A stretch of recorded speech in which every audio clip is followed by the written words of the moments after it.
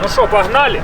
Blood spilling and flowing down Wolf Creek. Couple bodies obliterated that's laying on the street. See my breath as I breathe, couple degrees below 3. Trying to hold my motherfucking tongue, can hardly be discreet.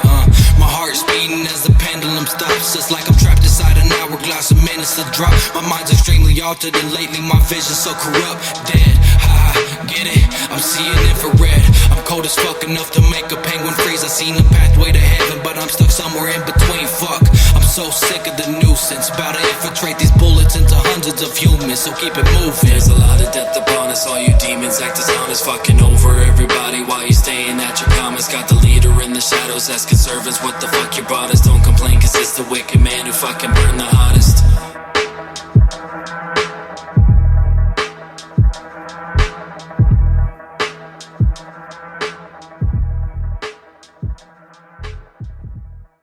Сегодня я расскажу про свою машину. 70 каких-то там забытых годов. Это никому не интересно. Техпаспорт я видел всего 2 раза от этой машины. Даже не знаю, какого она года. 200 тысяч раз тут уже все переварено, перекрашено, перешпаклевано. Вообще пофиг. Это мы забыли. По внешне. Придумывалось это все на ходу, на коленках. Покрас и все остальное. Вот эта колхозная линия черная. Это, ну, скажем так, просто моя фишка. То есть у меня есть еще одна машина оранжевая. В будущем когда-то будет. Покажем ее на канале обязательно. То есть она была такая же самая. И просто все, грубо говоря, там знали меня по именно вот этой линии. Поэтому тут даже не обсуждалось. Однозначно эта линия должна была быть на этой машине. Стоял вопрос только с выбором цвета. Фиолетовый реально просто не нашел. Пришлось смешать там 3 или 4 краски, ну, между собой, чтобы получить, ну, вот такой цвет. То есть он единственный, скажем так, в своем роде, необычный. Ну, в общем, как-то так. Блять, как-то так, в общем, как-то так. Меня это, сука, бесит всегда. Начнем с морды. Изначально планировался обвес колобок. Но так как в свое время у меня забрали права за то, что я езжу без бамперов, неоднократно останавливали, и настало то время, когда пришлось забрать у меня права за это. С колобком бампер, ну, это вообще не ахти. Что придумали? Просто поставили обычные фендера, это 70-ки спереди. Губа Кенмери, стандартные бампера, просто перекрашенные в черный цвет. Наклонные рамки, диодные повороты, фары. Сначала, ну, изначально были другие фары, не пошли. Пришлось, ну, заказать другие фары, поставить эти. Эти больше ей подходят, мне больше они нравятся. После того, как морда уже собралась, показалось, что вот чего-то не хватает конкретно. Заказали штанги, поставили штанги, ну, придало, скажем так, своего рода какую-то изюминку морде. Диски эти изначально были на этой машине, то есть покупалась машина вместе с вот этими дисками. Они были серые, тяжеленные диски, вообще никуда не катят они там по сравнению со сликами в плане своего веса. Были серые, перекрасили в черный, потому что, ну, серый просто тут не свистел. Ну и добавили вот эти гайки, пики или как их там называют. То есть все подбиралось конкретно по такому цвету аксессуаров, которые есть на рынке, скажем так. Вхерачил на крышу люстру. Просто взял в тупую, просверлил крышу, там сделал закладные, просто прикрутил ее, все. Чисто по приколу, вот просто чтоб она тут была. Светит она, конечно, ну вообще идеально, хоть ночью в футбол играет, все поле освещает. Но ставилась она в данном случае конкретно просто для красоты. Кому-то нравится, кому-то нет. Мне зашло, решил так. Кстати, можете зайти в Инстаграм мой, там есть видео и фотографии оранжевой копейки. Поэтому заходите, подписывайтесь, смотрите, лайкайте. Кстати, сзади фендера 50 мм. Спереди 70-ки, как я говорил, сзади 50 мм. Спереди 70-ки, потому что там выворот большой. Сзади колесо просто стоит, вровень сделали. И пойдет. Также стоят стандартные бампера, отпескоструйные, покрашенные в черный цвет, так же как и передние. Также стоят наклонные рамки. Все интересуются, почему я эти наклонные рамки поставил именно вот так. То есть обычно их ставят и наклоняют вниз номерами. Ну, мне, в общем, нравится так, поставил их в эту сторону. Дополнительный стоп поставил, F1. Оптика сзади также самодиодная. Рамки светятся, то есть эти надписи подсвечиваются. Хвост. Поставил большой хвост утиный. Решил поставить такой. Единственное, что У них нету вот этого отверстия под замок. Выпилил отверстие, все нормально. Ну, кто-то там электрозамки ставит, мне это не интересно. Мне надо просто, чтобы он открылся и закрылся, когда мне надо. Все. Банка прошпортовская, как ее там только не называют. Красивая. Тут типа закаленный вот этот неохром. Я считаю, что смотрится, идет ей чуть-чуть на бок выведено, типа ЖДМ. Задние стекла сплошные. Это стекло, не пластик. То есть стекла установленные. Это стекла моего, скажем так, производства. Ну, как моего производства. Производят его, понятное дело, на заводе, но я продаю такие стекла. То есть по моим лекалам они сделаны, тут без треугольника, без ничего, потому что есть точно такие же, они идут типа сплошные, но там идет как вот тут спереди треугольник. Эти стекла идут без треугольника. У меня они глухие, они не открываются, то есть вида они придают, ну, порядочно, и стекло, и дверь кажется больше. Зеркала Китай с рынка, заводские семерочные стекла, электроподъемники установлены. Погнали под капот. Кстати, привет Жигулисту за братский подгончик. Подогнал мне капот свой старый, который у него открылся на ходу. Прекрасно, вообще отлично стал на эту машину. Сэкономил мне немалую сумму денег. Мы ж пацаны простые, поэтому экономим как можем. Тут вы помните, у него загнуло. То есть я вырезал чисто с алюминия такие лекала, такие кусочки. Просто на заклепке их повесил. Прикрепил, покрасил в черный цвет, и отлично оно залетело. Ну, я так считаю. Так, что у нас тут? Турбо-шеснарь.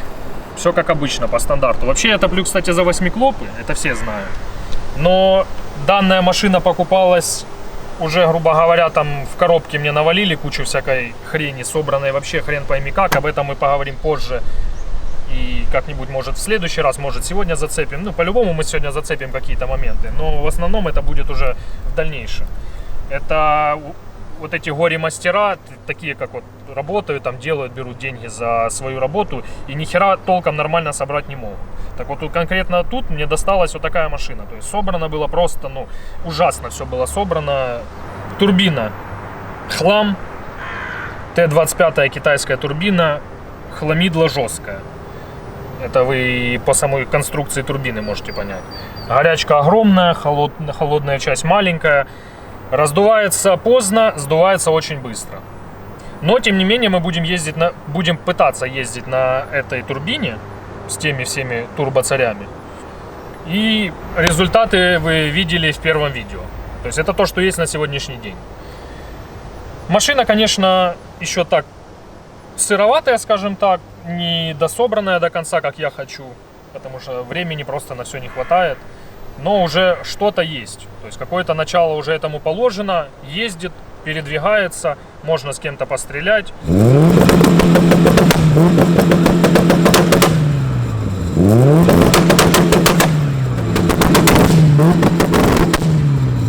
И, в принципе, пока что на сегодняшний день меня это устраивает. Ну, понятно, что хочется усовершенствовать, но это все время, деньги, то есть это все будет со временем.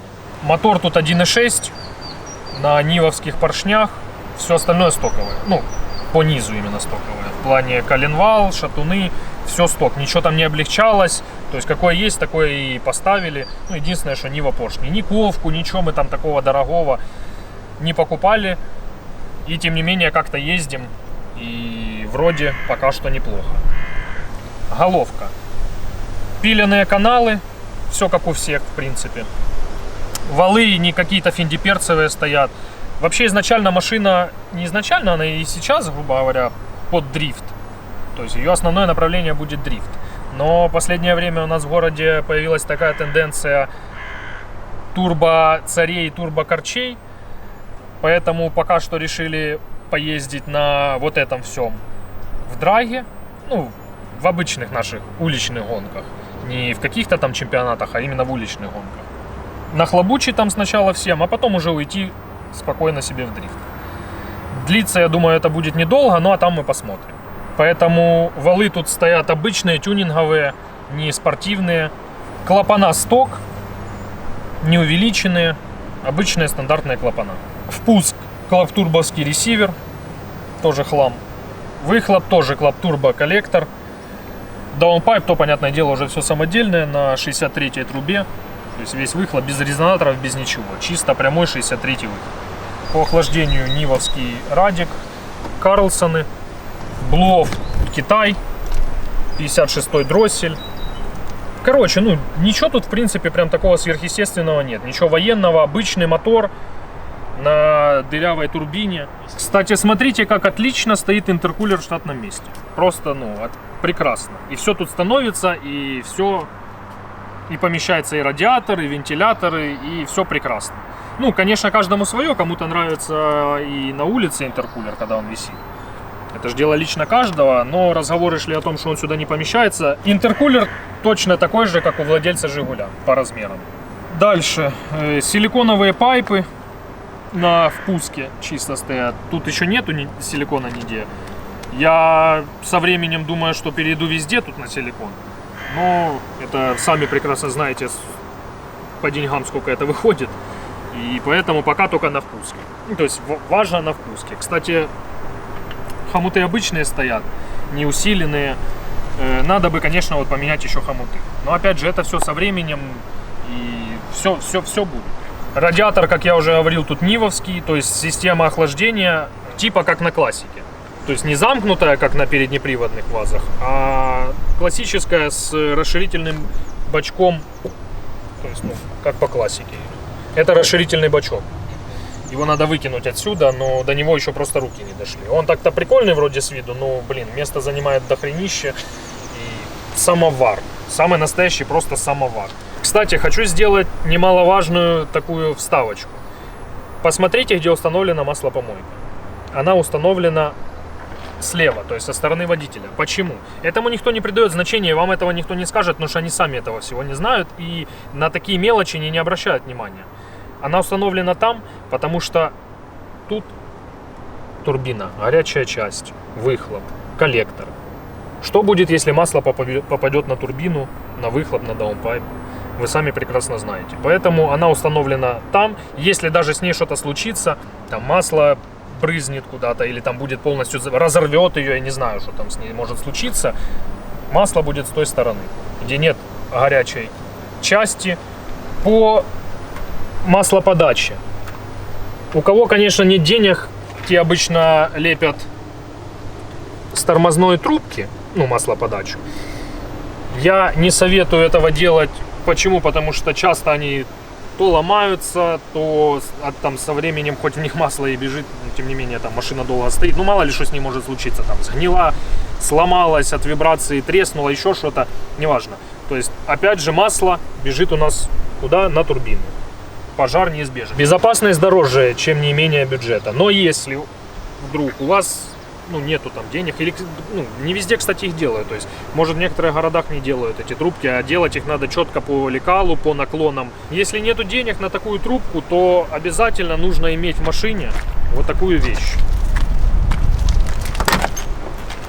В этой машине это тоже есть, понятное дело, потому что безопасность превыше всего, как я уже говорил. Вернемся к маслопомойке. Мы немножко отвлеклись от темы. Советую покупать маслопомойки такого типа.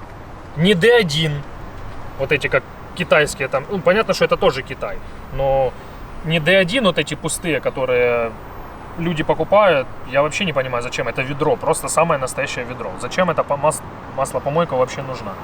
Просто вход, выход, все. Ну, там есть вот такой прикол, да, я не спорю. То есть показывает уровень, тут тоже, пожалуйста, просто открутил. Щуп достал, посмотрел уровень масла, все, закрутил обратно. Но чем эта маслопомойка лучше тех D1? Во-первых, в комплекте с этой маслопомойкой идет много разных штуцеров. То есть размеры штуцеров. Подобрали какой вам надо, поставили, все отлично работает, без проблем. Во-вторых, на входе, вот тут лабиринты, там сетка идет. То есть не просто как в ведро пхает, как в этих D1. То есть по лабиринту пока это все пройдет, и потом уже масло стекает. Плюс она имеет фильтр. То есть вот вход, выход. Если у вас сильно маслопомойка, если у вас сильно мотор маслом там швыряется, или маслопомойка полная, вы видите в лонжерон для Жигуля сойдет как раз отлично. Кузова у них сами прекрасно знаете какие, как они отлично гниют. Будет вам лишняя антикоррозийка. Кто-то вообще не заморачивается по этому поводу, и маслопомойка-то и маслопомойка, и не придает значения таким мелочам. Дальше, немаловажная тоже мелочь, это такие мелочи, на которые, я считаю, что стоит обращать внимание. Никто на это не обращает внимания, но это очень важно. Все вот такие шлангочки нужно одевать на них вот такие, хотя бы вот такие хомутики. Хотя бы. Вы же там на рынок постоянно ездите, закупаете пачками. Вот сюда их натягиваете, вот. Это немаловажно, потому что если у вас, не конкретно вот это, но если у вас стрельнет какая-то трубочка, где-то на там предельных оборотах, вы сами прекрасно понимаете, что будет. Насос тут установлен аналог 44-го Боша. Или Боша, кому как удобно. То есть это реплика, скажем так. Работает нормально, и сколько она там уже тут установлена, года 2-3 работает без проблем. Форсунки 630-е Сименсы. Это все не мега какой-то спортивный болид, но тем не менее такую машину, помимо того, чтобы разогнать, ее надо еще и остановить. Поэтому были установлены 15 тормоза, 15 дюймов передние. И сзади установлены дисковые тормоза на обычном 8-рочном переднем тормозном диске. То есть невентилируемые обычные 13-е тормозные диски сзади установлены. Также гидропалка стоит, причем гидропалка стоит врезанная в контур. То есть я не советую, и вот сколько общался там с людьми, которые больше связаны там с дрифтом, не советуют выводить гидропалку чисто на задний контур. То есть делать от педали передний контур и от гидропалки, от гидроручника задний контур. Гидропалка врезана просто в тормозной контур назад. То есть не отдельно гидропалка тормозит жопу, а педаль морду. От педали и жопа, и морда тормозит, но гидропалкой еще можно тормознуть жопу. И установлен регулятор тормозных усилий. В принципе, не сталкивался с проблемой, что перетормаживает жопа, но такая проблема есть иногда. У некоторых она появляется. Может, потому что тут передние 15 установлены, не знаю. Тут не перетормаживала жопа, но тем не менее поставили на всякий случай регулятор тормозных усилий. Поэтому так. По подвеске. Спереди турботемовские рычаги, зеленки. Их называют типа, они там самые дикие для дрифта. Вообще советую брать синие клаптурбовские рычаги, но у нас их не было, и поэтому пришлось взять именно вот эти зеленки турботемовские. Минус 50 пружины и, соответственно, и амортизатор. Дамповские амортизаторы тоже минус 50. Бутерброды 50 мм. Сошки укороченные 70 мм. И рейка установлена. И двойной стабилизатор. Через яйца крепится, на яйцах тут. То есть двойной стабилизатор. Пока не опробовал точно. Но все говорят, что и одинарного хватает. Но буду пробовать на двойном. Посмотрим, что из этого выйдет. Сзади пружины минус 70. Амортизаторы тоже, по-моему, минус 50. А-образный рычаг установлен. Выкинем его отсюда вообще подальше. Хлам не ставьте, не советую. Хочу попробовать механизм ватта поставить. А образник, плююсь, честно. То есть на Панаре было намного лучше. Это откровенно говоря. Поэтому буду выкидывать его отсюда. И сзади установлены проставки 50 мм, алюминиевые, легкие. Понятно, что нагрузка на подшипник полуоси будет больше, но зато вылет колеса есть. Коробка вазовская пятиступка. Не фиатовская, не полонезовская. Просто обычная жигулевская стандартная пятиступка. Редуктор 6 на блокировке Валрейсе. Все ездит, все работает. Пока что не воет. Посмотрим, конечно, что со временем будет, но тем не менее пока ездит. Чулок усиленный, разваренный, там, это не я делал, это так и было на этой машине. Он там разваренный со всех сторон, не знаю, там половина, мне кажется, лишнего, что они там наварили. Но тем не менее так уже было, и в общем-то, в принципе, оно-то и может к лучшему, но я бы убрал там несколько лишних уголков, потому что просто варили, такое впечатление, что просто хотели веса ему придать. И некоторые вещи там сделаны правильно, но некоторые я бы убрал. То, что надо, сделано, то, что лишнее, ничего страшного, пусть будет там от этого веса много не прибавится. Полуося стоковые, не усиленные никакие, обычные стоковые полуося, волжские подшипники. Погнали в салон.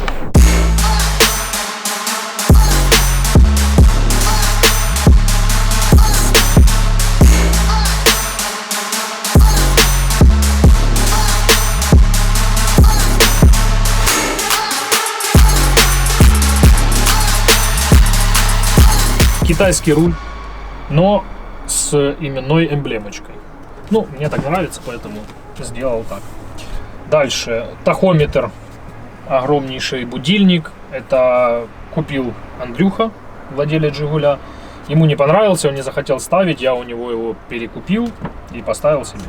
Мне нравится, ну, ярковатый немножко, то есть я бы... Тут не регулируется подсветка. Либо притонировать его может чуть-чуть, либо вот надо что-то подумать с подсветкой, потому что бывают ночью действительно такие моменты, когда он прям слепит. Датчики DEFI. Сейчас установлено 5 датчиков, еще 2 надо бы установить. Установлены у нас температура охлаждающей жидкости, надув, температура выхлопных газов, давление масла и температура масла.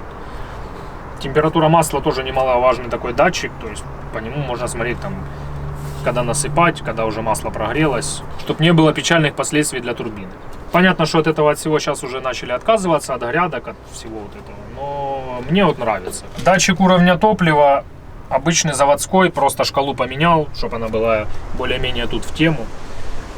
Тоже бак стоит карбюраторный, тут, не инжекторный. Противоотлива, хотя в инжекторном тоже нет противоотливов, но тем не менее, тут карбюраторный бак без противоотлива, без ничего. Это, в принципе, понятное дело, он показывает неправильно, я там не выставлял четко поплавок, все. Мне он нужен только для того, чтобы я понимал, какой есть порог. То есть, ну вот, допустим, я не загоняю этот датчик там меньше от 20 литров. Вот он показывает, только на вот 20 только стрельнуло, я еду сразу дозаправляю. Потому что если у вас где-то на высоких оборотах или воздух зайдет, или вообще просто топливо закончится, мотор, до свидания. Тумблера обычные, зажигание, датчики, габариты, принудительное включение вентилятора и переключение режимов надува. Спидометр просто обычный. Вот. Просто обычный телефон сюда вживил, то есть он просто тут как монитор. Ну, на нем, понятно, можно там и YouTube смотреть, и в игры играть. Он более-менее, кстати, по параметрам сам телефон неплохой. То есть можно... Ну, тут он используется конкретно как спидометр. По GPS все, чтоб не врал, а потом, как обычно пишут, а у тебя там спидометр врет, GPS спидометр, все. Какие еще есть претензии? Ну, вольтметр, вот эти все там лампочки, нахер оно вам, ну, это неинтересно. Это просто обычный китайский вольтметр, где я его купил, за сколько, а зачем это кому-то рассказывать, это неинтересно. Коврики заказные евовские, сиденья а-ля Рикара. А-ля Рикара. Ну, то есть более-менее удобные. У меня у друга Гольф 2 есть, мы его тоже на канале покажем. Очень будет такая, я думаю, интересная машина, и в будущем заедем однозначно на полном приводе. Это все будем дальше. Мне есть что показать. У него они более жесткие, то есть эти такие мягенькие и хорошая поддержка. Он сам, когда сел в машину, говорит, ну, действительно, как бы ковши поприятнее. Но опять же, тут на любителя. Я, допустим, ну, лояльно к этому отношусь. Кому-то там вот конкретно надо мягенькие, кому-то жесткие. То есть эти, ну, обычные. Ремни установлены с быстросъемами. Тоже пристегивайтесь обязательно. Вы видели, что я делаю акцент на именно, ну, безопасности в мелочах.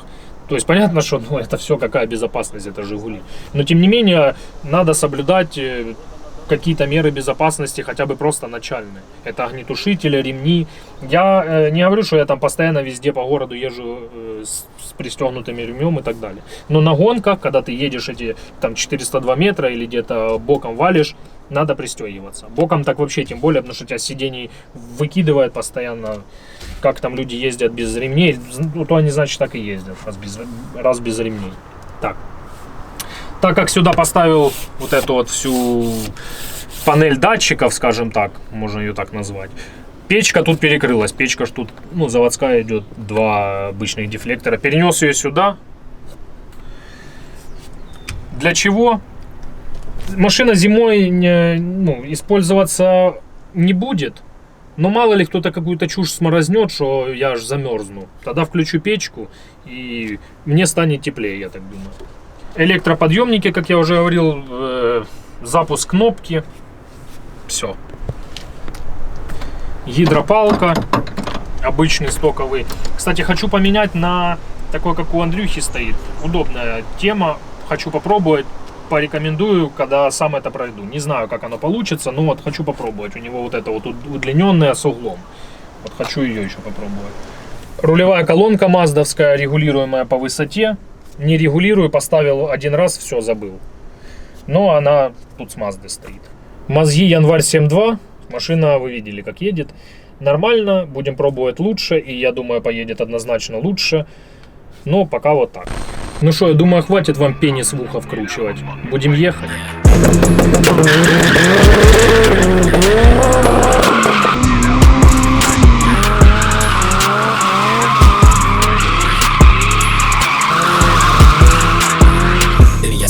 Stop me, I ain't never gonna stop till they call the cops. I raise it dead from the ground when I'm on the block. With the flesh on the bone, cause you gonna rot. What? Motherfucker, when I'm on the top, don't dial my phone, cause I'm on your knot. And I respect my team, cause they know you blind. You don't respect my team, they don't drop. What? They be so sick of the pain, but I'm never chained. Knowing that a motherfucker like me finna make it rain. Sick of the bigger, they always know my name. Sick of the killer, gripping the sugar, I'm on the fucking train. Sick of the shit up in my life, I'm about to make it grow. We do not give a fuck about the haters, we just explode. Ride for my city, I die for my city. And I don't give a damn if the sky looks pretty. Wow, they said it won't go. All the time, motherfuckers standing on my toe. Everybody's screaming, I'm bleeding, they're cleaning their feet. All of my music, they said it won't go. Everybody all up and low. All of them bleeding, they're cleaning their feet. All of my music, don't give a shit, they said it won't go. I ride for my city, I die for my city. But some of y'all need to hide your pride, it ain't even pretty. Tired of the petty, trying to get the petty. I know some people steady die trying to get it. Wow, they said it won't go. All the time, motherfuckers standing on my toe. Everybody's screaming, I'm bleeding, they're cleaning their feet. All of my music, they said it won't go. Everybody all up and low. All of them bleeding, they're cleaning their feet. All of my music, don't give a shit, they said it won't go. I die for my city, some of y'all need to hide your pride, it ain't even pretty. Tired of the petty, trying to get the petty. I know some people steady die trying to get it. Ну, в общем, как-то так прошел сегодняшний наш день. Я надеюсь, что я все доходчиво объяснил. То, что считал нужным, в принципе, сказал. Если есть какие-то вопросы, а они однозначно у вас есть, пишите их в комментариях. Ставьте лайки, подписывайтесь. Мы только начинаем, раскачиваемся. Поэтому это только начало.